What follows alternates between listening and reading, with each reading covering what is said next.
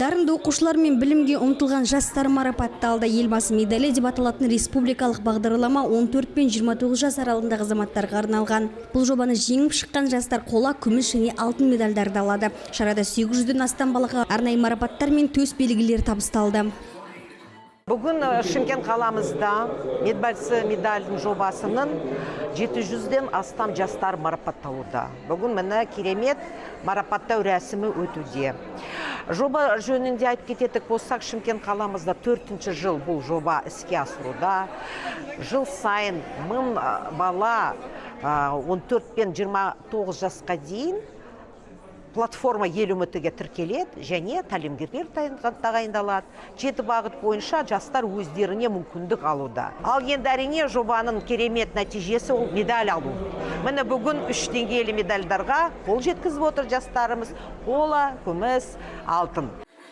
Елбасы медалі Шымкент қалалық филиалының ұйымдастыруымен Қазақстан Халқы Ассамблеясында жоба қатысушыларының марапатталуы салтанатты рәсімі өтті. Өткен жылы жоба аясында 2500-ден астам жастар қатысуға өтінімдерін ұсынған. Соның ішінде қатысушы мәртебесіне 1500-ге жуық қатысушы аталмыш жобада өз бақтарын сынап, 755 қатысушы медальға үміткерлер тізіміне енді. Оның ішінде 554 қола, 69 күміс, 39 алтын медаль иегерлері бар.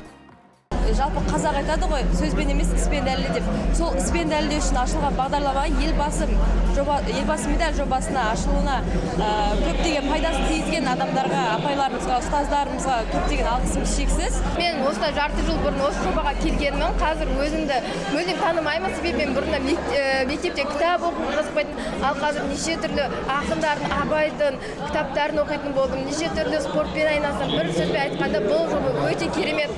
Осы жастарды жаңа қырларынан аша отырып, өзінің жаңа таланттарын ашады.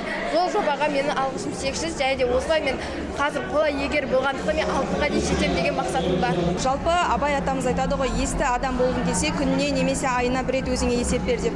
Осы есеп беру барысында бізге елбасы медалі үлкен жоба, үлкен мүмкіндіктер ашты. 7 бағыт бойынша 1,5 жыл уақыт ішінде жұмыс жасау нәтижесінде біз үлкен жетістіктерге қол жеткіздік. Оның бір үлкен себебі аздан үздікті бізге үнемі үлес қосу арқылы біздің 7 бағыт бойынша 7 түрлі қырымызды аша білді.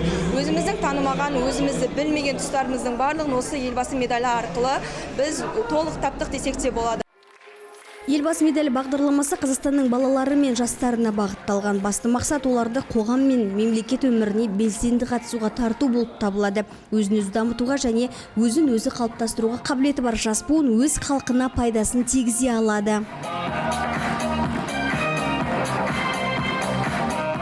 Қыркүйек айынан бастап қатыстым осы жобаға. Негізі бір жыл алдынан бастап білем. Жобаның басталмай жүруіне байланысты мен қыркүйек айынан бастадым. Осы 6 айдың ішінде бітіріп қола медалін алдым. Мен тәлімгерім Тілесқызы Тоғжан. Ол тәлімгеріміз екеуміз неше түрлі ұжымдарды, бағдарламаларда жүргіздік. Және де неше түрлі ойын сауық, яғни елбасы медаль жобасына арнайы тапсырмалардың көбісін орындап шықтық. Диасуым осы жобада көп жұмыс жасады. Спорт жағынан және сабақ жағынан қарындасына сабақ берді. Бірнеше жаңағы осы жоба барысында жаңағы кездесулер ұйымдасты. Және бір мақтанып айтатыны, спортпен бірге жүрген кезде бірнеше жетістіктерге жетті. Ол кезде іздемейді мені. Осы жолы ерекше күтті, менен қолдау күттім ұлым. Бүгін сол ұлымды қолдап келіп отырмын. Бүгінгі қуанышты сәтін сөзбен айтып жеткізу өте қиын. Мен осы елбасы медаль жобасына үлкен рахметімді айтамын. Осы жобаның арқасында өзім жан-жақты дамып жатырмын. Және де осы 7 бағыт бойынша да өзімді жан-жақты дамыта алдым деп те айта аламын. Басында бұл жобаға қатысу маған оңайлыққа соққан жоқ, бірақ одан кейін үйреніп кеттім. Енді басқа да жастарға айтатыным, осы жобаға қатысып, өздерін жан-жақты дамытып, және де өздерін жан-жақты дамытып, ашылуына септігін тигізетін жоба деп айтамын. Барлық жастарға осы елбасы медаль жобасына қатысуға кеңес беремін. Бағдарлама қатысушыларға өз қабілеттерін ашуға көмектеседі және өздерінің даму жоспарларын іске асыруға мүмкіндік береді. Бағдарлама мақсаттарға қол жеткізуге көзделген бірнеше деңгейлер мен бағыттарды қамтиды. Жобаға қатысушылардың ата-аналары да ризашылығын білдіріп, балаларының дамуына қолдау танытуға әзірлігін жеткізді. Бұл керемет жобаға біздің мектебімізден бірнеше оқушы қатысты. Соның ішінде өзімнің де қызым бар, Әлімжан Еңлік Фазылжан қызы. Енді бұл жобаның кереметін айтпаса болмайды. Бұл баланы жан-жақты енді керемет тәрбиелейтін жоба. Бағыты дұрыс өте керемет жоба. Бұл жерде өнерге, 7 түрлі бағытқа салаға тәрбиеледі. Осы жобаның арқасында қызымыз өте өнерлі, білімді, жан-жақты болып өсіп келе жатыр. Барша демеушілерге, қолдаушыларға, ұйымдастырушыларға ата-ана ретінде алғысымды шексіз. Мен елбасы медалі республикалық ауқымды жобаның тәлімгері болам. Бұл жобада жасап жатқаныма 3-ші жыл болды. Осы кезге дейін 100-ге жуық қатысушылар медальдарын алды. Қазіргі таңда 40 шақты қатысушылар алтын медалі болсын, күміс медалі болсын, қола медалі деңгейлерін бітіріп, тамамдап медальдарын алып жатыр.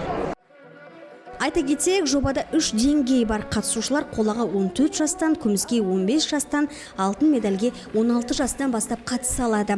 Осы медальдарға қол жеткізген азамат мемлекеттік грант алу кезінде басымдыққа ие болады. Өзгелермен грант үшін бәсеке болғанда басымдық елбасы медалі иегеріне беріледі дейді сала басшылары. Ал ол үшін 6 айдан 18 ай көлемінде қашықтықтан берілген тапсырманы орындап отыруы керек. Бұл бағдарлама 7 бағыт бойынша өрбейді. Қазіргі таңда жоба жалғасын табуда. Жоба аясында 20 тәлімгер 1000 қатысушымен жұмыс жасап, дағды қалыптастыруға бағыт-бағдар беруде.